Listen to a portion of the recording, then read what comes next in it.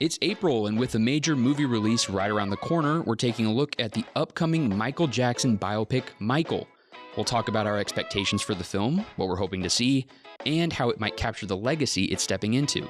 From there, we'll get into our own history with Michael Jackson's music, the eras, albums, and moments that stand out to us, before wrapping things up with a challenge, building our personal top 10 MJ song lists, and breaking down what makes each pick stick.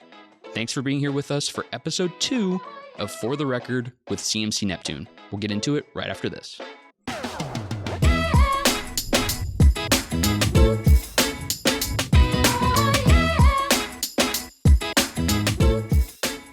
And we're back. I'm Drew Rourke, and joining me today is my boss, yeah, head of marketing here at CMC Neptune, right. But most importantly today, Michael Jackson fan, yes, Ryan Peterson. How are you doing, sir? Good. Thanks for having me on. Normally, I just talk sports, but I'll talk some music today. We're here to talk music. This is exciting. The reason we're here today is because a new movie's coming out. Yep. As a big movie fan, this is a big deal in the movie world this year. A new movie about Michael Jackson. It's a biopic called Michael. I'm going to give the audience some context. This movie is directed by Antoine Fuqua. It stars Jafar Jackson, who is the nephew of Michael Jackson, as MJ. Kind of eerie how much he looks like him, too. It's pretty unbelievable. Yeah. Great makeup, great makeup work, great costume design, everything. It also stars Coleman Domingo, Nia Long, and Miles Teller. I'll give a brief synopsis of the film before we get into it.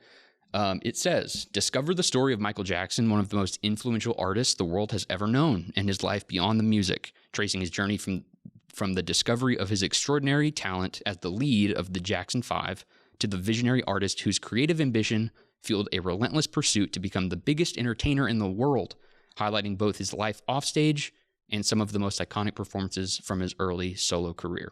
So, my first question to you, Ryan, are you looking forward to this movie? Yes and no. I haven't been into the biopics as much. I feel like there have been several lately. And I was a Michael Jackson fan.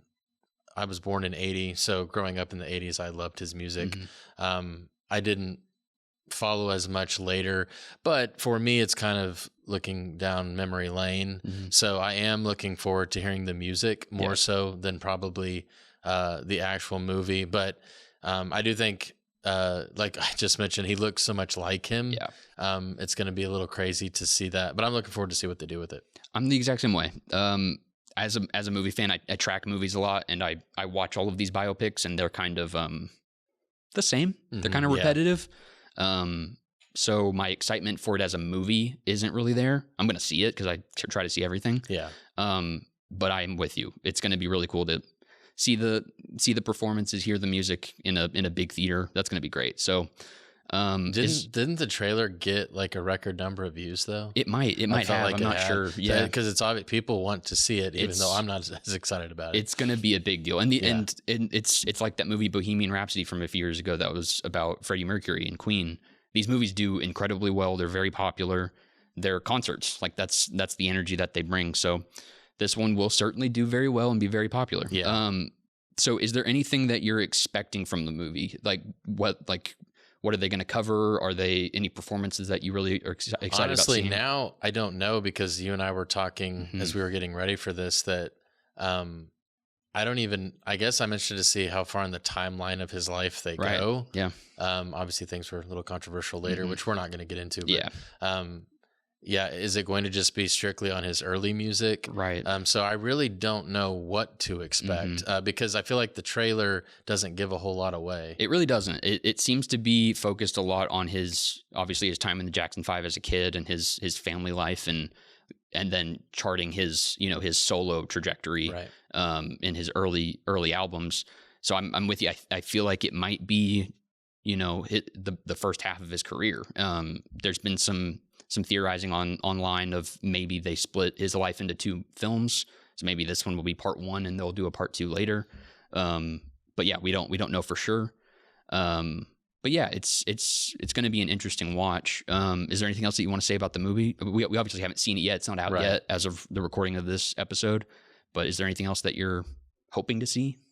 In terms of hoping, I think for me, it's funny because in the 80s, like I think back, I loved Michael Jackson, the solo artist, but I had heard Jackson 5 music, but I don't honestly remember the Jackson 5. Yeah. So for me, I'm actually more eager or hoping to see, and it looks like they do touch on that in the trailer. I want to see the Jackson 5 story a bit. And then how it became where Michael, kind of stepped out and became the star. So I think I'm more interested in hoping that we get to see a little bit more on the Jackson 5, how that started, and then how he ended up making the move to becoming, the king of pop, as we say. Yeah, absolutely. That's how I feel too. I'm curious to see that part of his life and the behind the scenes of that part of his life too, because he's a very well documented person. We know a lot about him, but specifically that era, getting to see him interacting with his family and how that influenced the music and all that, that'll be really interesting.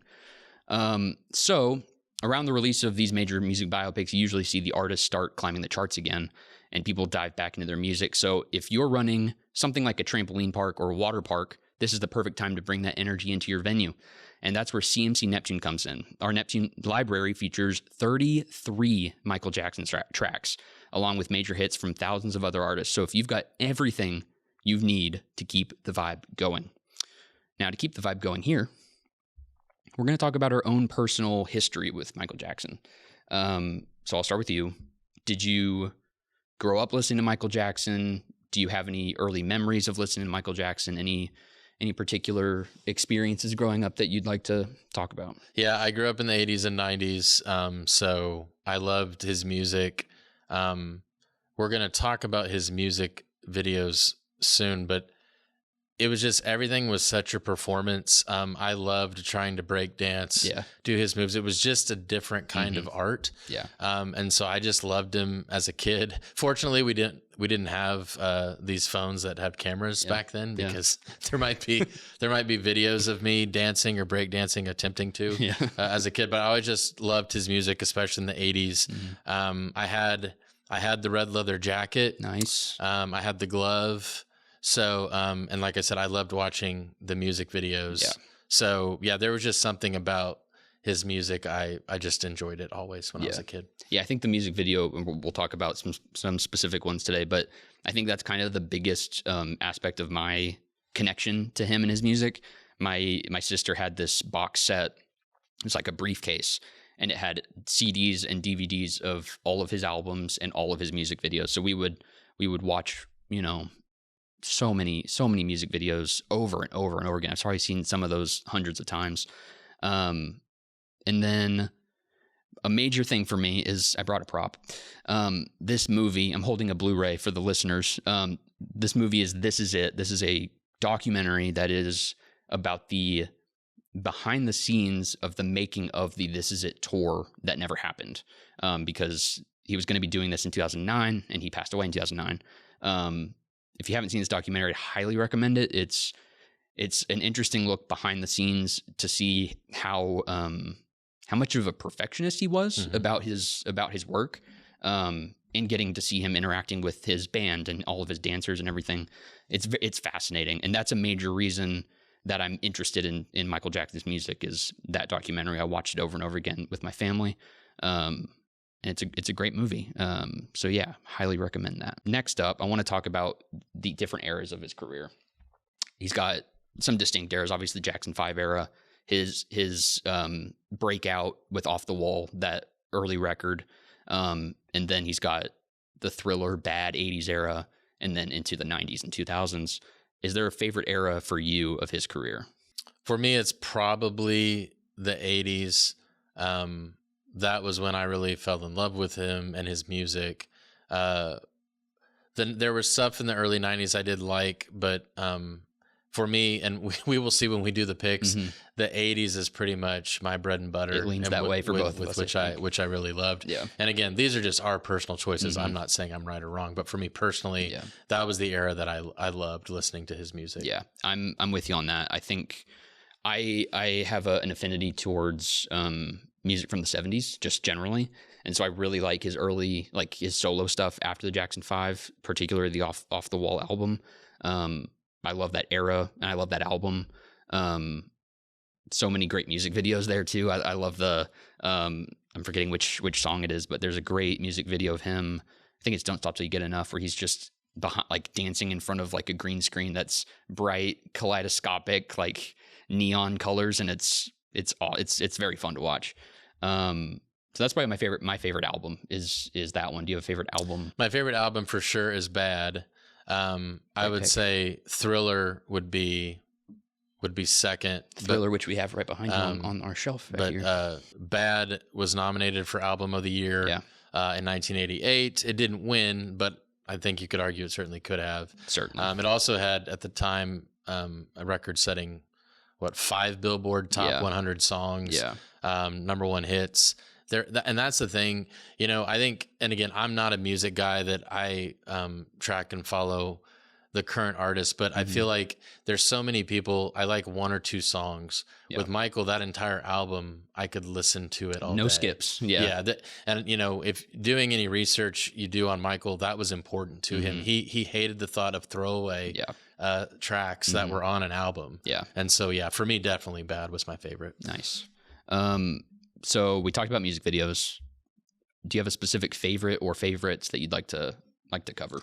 I mean, we could say the easy answer, right, is Thriller. I was telling you, I was reminiscing. I remember when it came out, I was too young because obviously it is a horror. And my parents wouldn't let me watch it, and they were having like a watch party, and they wouldn't let me come into the living room. And I literally was dying. Like, how can you do this to me? So I don't even remember when I finally did get to see it. But eventually getting to see it, it's like its own movie, which I think that was the thing about his videos. They were really a work of art, unlike anything that I can really recall. At least for me, they just stick with me. Thriller alone was 14 minutes cost. $500,000, which would be like $1 million today for a video. I think my favorite personal was Beat It. I love the instrumental to start the video, the anticipation of the conflict that's coming, and then just the dancing and the choreography. I'm still amazed that those guys can all hit the step at the exact way, and the way him in the red jacket, which is iconic. Very iconic. I love that video. I think my favorite music video might be Bad. It's directed by Martin Scorsese as a movie guy. That really speaks to me. It's a movie. It's I think it's like 20 minutes long or something. It's very cinematic, very fun to watch. Wesley Snipes. The debut of Wesley Snipes, very cool.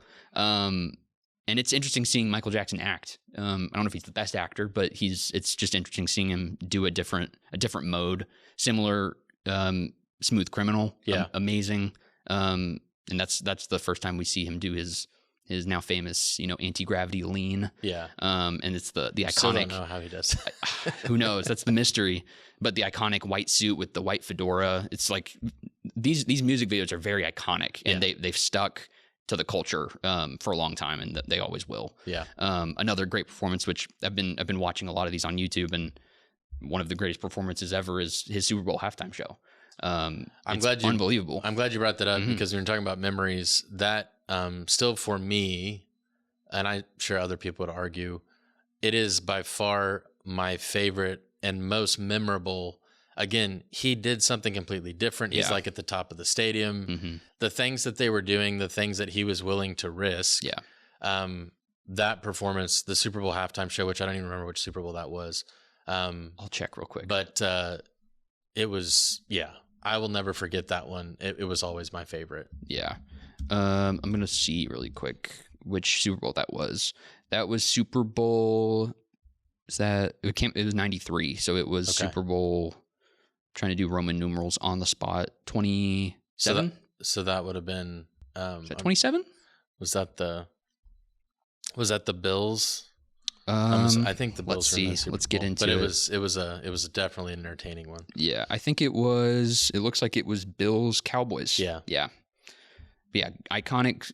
I mean, rewatching it today, it's unbelievable. He pops out of the stage and he stands there for 2 minutes and doesn't move. He doesn't say a word. He's just standing there, and everyone's cheering. Everyone's going nuts. And it's 2 whole minutes. No one would do that today. No one can do that today, I don't think. No one can hold an audience that captive for that long. Could you imagine X would have a meltdown? Oh my gosh, it would be unbelievable. It'd be like, why is he wasting so much time? He's got 12 minutes. Yeah. But he still, once he got going, oh my gosh, it's unbelievable. All-time performance. So that's our personal history with Michael Jackson. Today we're going to do a top 10 list. Yes. And we talked about this last week, and we decided we both have a top 5. So we're going to go back and forth. And work our way up to 1. Exactly. Counting back from 5. And so let's just get right into it. You're going to start. And I want to preface this by I know for me for sure, the old school stuff is where I heavily lean. So you're going to see that within my picks. Yeah. My number 5 is Rock With You. Disco funk. Mm-hmm. This song actually came out before I was born, so that makes me feel a little bit better. But he hit number 1 actually in 1980 with this song. It was number 1 actually for 4 weeks. Wow. This came off the Off the Wall album, which was his first real breakout single album. Right. 5-time platinum. And I love the opening immediately, the synth right off the top. Yeah. I just love that sound because I remember for the longest time I was like, how are they making that sound? Yeah, right. But yeah, that for me, that's my number 5. I just think it's a good song. Yeah, it's a great pick. That whole album is very I don't know, it's the disco pop, like it just makes you want to move and groove, and yeah, that's a great pick. My number 5 is Human Nature. This was released on the Thriller album in 1983, charted number 7. And I think my favorite aspect of the song is just in an album like Thriller, where it's a lot of these big pop hits. They're very big and great music videos and all this stuff. Human Nature is very subtle. Yeah. It's introspective, and it's about dealing with fame and wanting to be like just a normal person, and wanting to make connections with people when you're in the spotlight. And I think his voice, I think that might be my favorite vocal performance from him, is just the more subtle, dialed down. It's not as big, not as grand. But I adore that song. So Thriller, or Human Nature at 5 from Thriller. Yeah. And there's really no bad picks here. There really isn't. I mean, we have a long list of songs, and it took us 5 minutes to make these lists. Like there's so many great picks, but it's. My number 4, The Way You Make Me Feel. Pop, R&B. That was one of the things I love about Michael's music too, was he could bring genres together. Yeah. I would think, unlike we had really heard before. This song is from my favorite album, Bad.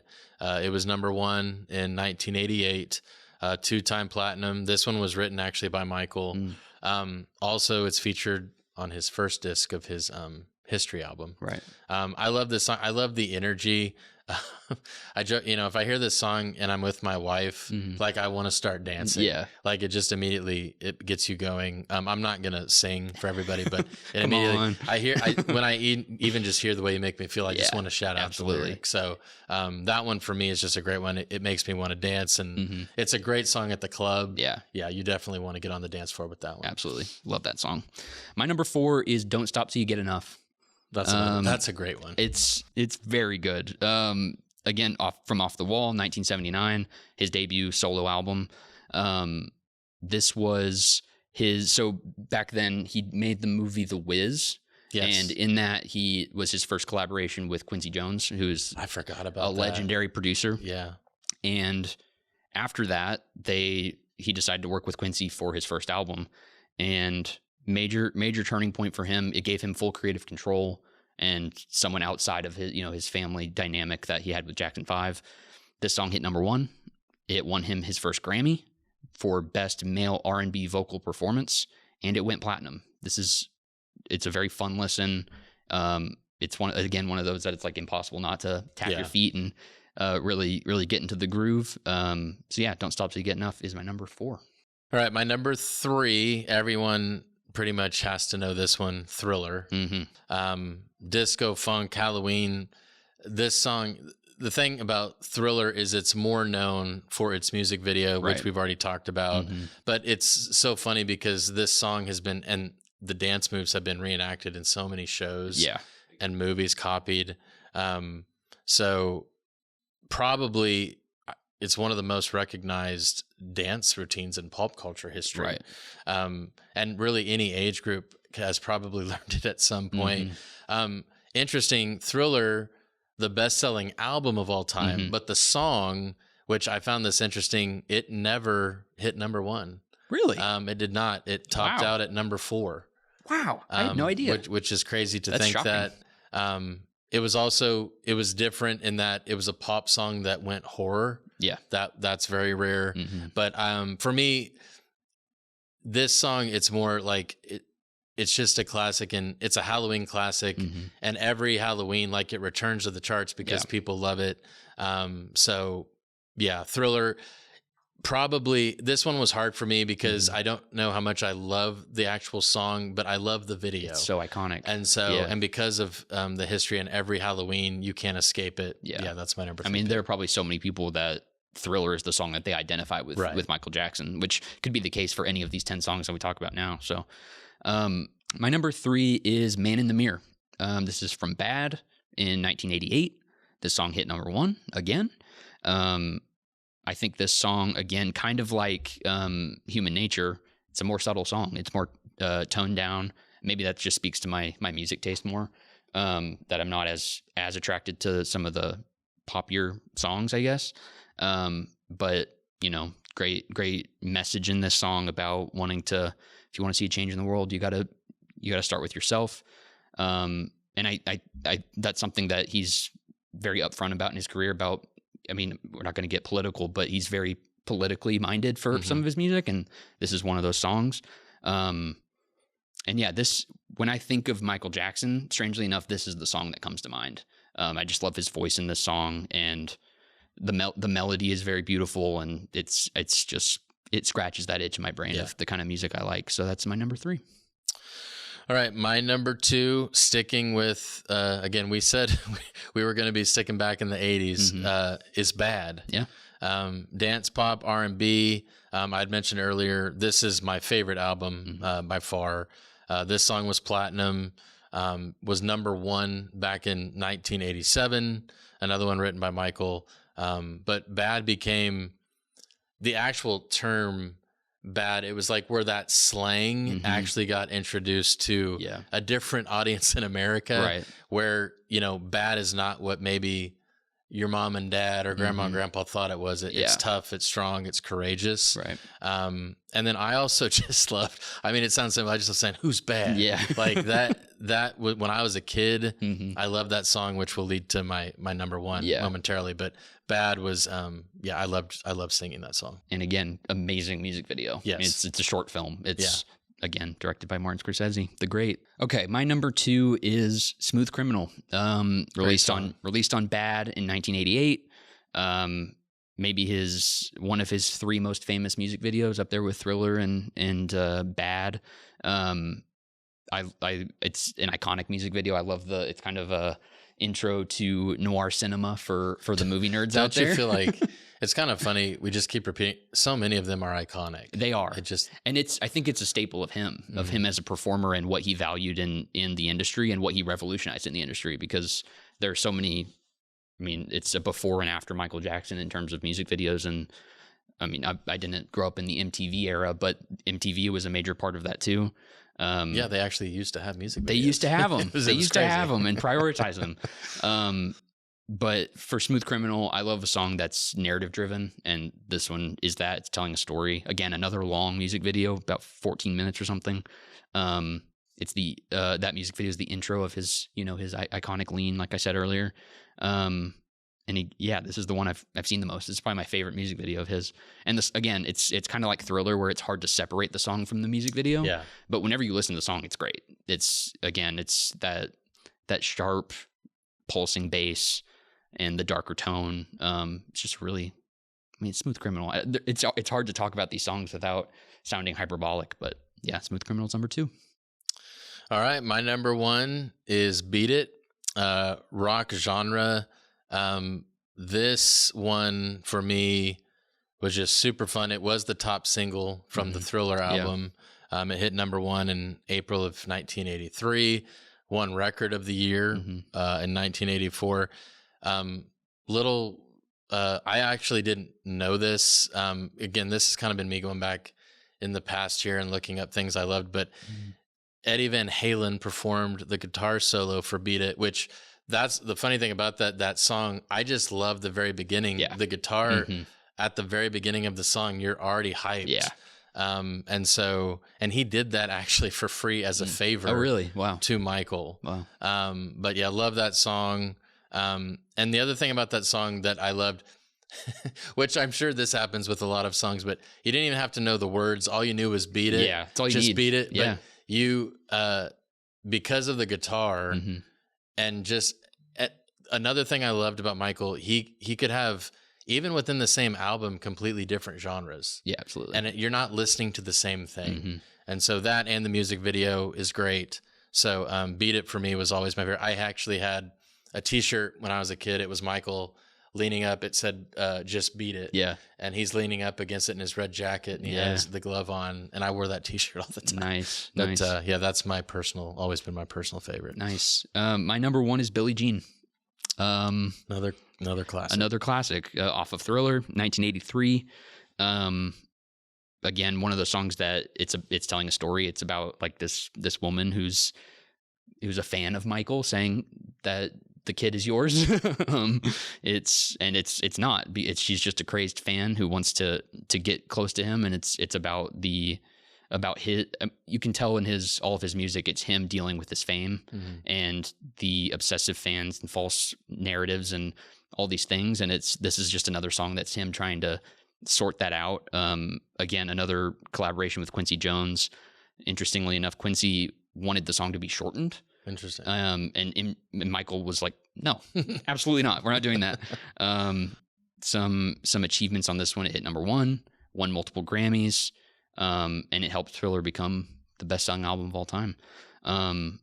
And I think the most iconic performance of this song is the Motown 25 performance when he first did the moonwalk, and that kind of blew everyone's minds. We've gone 30 minutes and we're just now bringing up the moonwalk. Yeah, because I mean, yeah, you want to talk about iconic. Yeah, that performance. It's the moonwalk. It's whenever he kind of gets on his toes. He's wearing the white glove. It's up there with the Super Bowl as his most iconic performance, if you can see it in your head. Yeah. And another music video that was a big deal on MTV. And yeah, it's one of those like definitional songs of the 80s of R&B. So it's hard to talk about these songs because they've been talked about forever, but Billie Jean, one of the greatest songs of all time. Yeah, another great one. Okay. And that's our list. So why don't you quickly recap yours and then I'll recap mine. Okay, so 5, I had Rock With You. 4, I had The Way You Make Me Feel. 3 was Thriller. 2 was Bad. And 1 was Beat It. And mine are number 5, Human Nature. Number 4, Don't Stop Till You Get Enough. Number 3, Man in the Mirror. Number 2, Smooth Criminal. And number 1, Billie Jean. So like I mentioned earlier in the show, we have 33 Michael Jackson songs in our Neptune library, including these 10. So if you're an athletic director, a venue owner, or a school administrator looking to bring music into your games, your spaces, or your campus, CMC Neptune has you covered with the perfect solution. To learn more, visit neptunenow.com. And if you wanted to, you had a venue, you wanted to have a Michael Jackson night, you could just have completely Michael Jackson playlist. Literally 33 songs. Yeah, and from all eras. This is from 72 all the way to the end of his life. So, and we probably have some Jackson 5 tracks on there too. I didn't look into that, but we probably have those too. Yeah, Jackson 5, the Motown. I mean, just great stuff. Yeah. So yeah, you could have a lot of fun with that playlist. Yeah, absolutely. Ryan, thank you for coming on episode 2. Thank you for letting me reminisce. Absolutely. Feel young for a little bit. This was fun. I want to thank our audio guy, Dalton, and our camera guy, Oscar. I want to thank the audience for listening and watching. Let us know in the comments what your favorite Michael Jackson songs are. We'd love to hear from you. And make sure you subscribe to us on YouTube and follow us on Spotify and Apple Podcasts. Thanks for joining us.